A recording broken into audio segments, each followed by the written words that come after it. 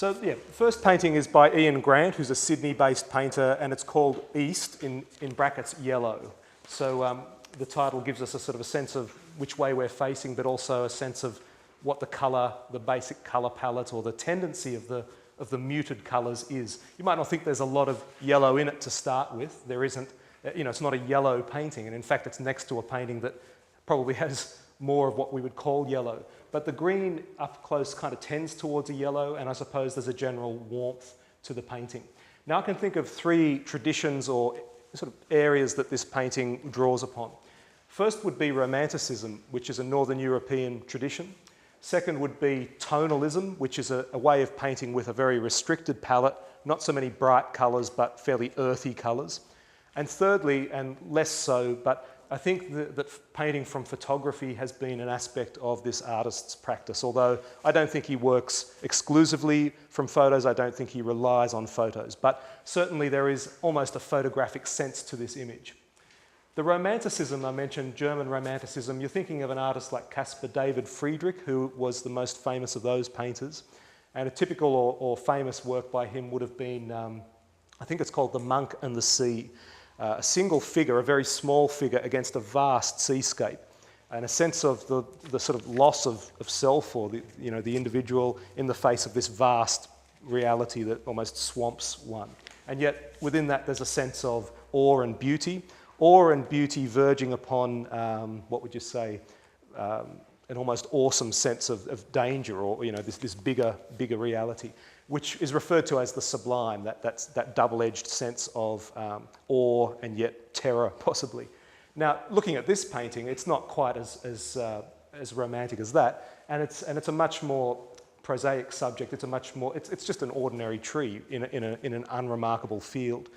But there is still that sense of identifying with one central motif. It's not a human being, it's a tree, it's not a remarkable tree, but I suppose what is remarkable and what the artist is attuning himself to is that very subtle quality of backlighting.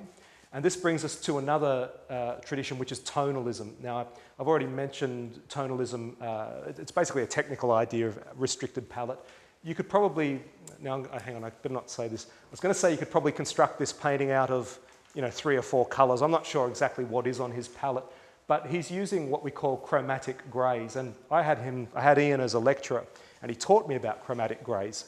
A chromatic grey is when you mix a colour like burnt sienna with, say, Prussian blue and add white, and you get a grey that isn't the same as a grey that you'd get from black and white. It's a very subtle grey. You can push it towards warmth or coolness. And that's what he's playing with here, a subtle shift between warmth and coolness, but with a predominant warmth. You'll notice in the sky, which appears at first to be flat, there's an ever so slight shift from a cleaner white up to a kind of a more beige colour. And yeah, we're talking technique here, I suppose, but the ultimate point of this is that it's a very quiet painting. It has an atmosphere of introspection. So we're looking out at the world, and yet there's a sense of, I suppose you could say, looking into oneself or quietening oneself to appreciate this humble but beautiful view.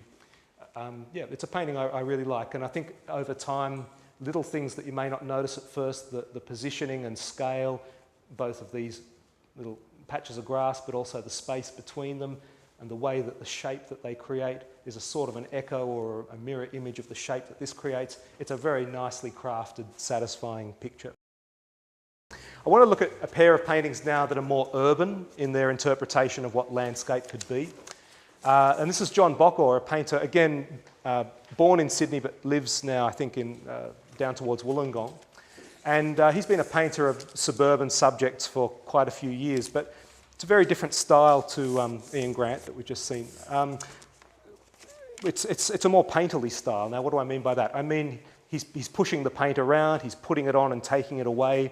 It's a more, in a sense, forgiving and yet high-risk process. Forgiving in that if it doesn't work, you just scrape it back and start again. But high risk because the big changes that you're making very quickly could cause the whole thing to kind of fall in and collapse as a composition. The colours could easily become very dirty. You'll notice that there's a much broader palette here, a full palette. And if you ask the question of yourself, what is the main colour in this composition? It's hard to say because this yellow is a kind of a large area, the green is equal, but I think that the blue of the sky and the grey of the ground kind of become one ground against which there's all this hustle and bustle of the local shops sort of dances. It's a very positive view. It's not a remarkable place. It's a very ordinary subject. And I'd say what John Bockhor shares with Ian Grant is the idea that you don't have to look at something special or remarkable to make a painting that holds your attention and satisfies your curiosity. It's in how you interpret, it's in what you bring to the subject. And as I said before, it's a very affirmative view. You could also say a nostalgic view of that daily routine of going to the shops. I should mention that in terms of tradition, urban painting and expressionism is the other tradition that John's working with. I mean, you could think of somebody like Oskar Kokoschka. I don't know if that's a name that rings a bell for any of you, but that very free handling of paint has a very rich history, especially in the 20th century. And I'd say that a painter like John is even interested in abstract expressionism and the way that those especially American painters had a very kind of mobile and almost aggressive approach to building a paint surface. Even though the ultimate effect here is not aggressive, but there's a lot of vigour in the working of the painting.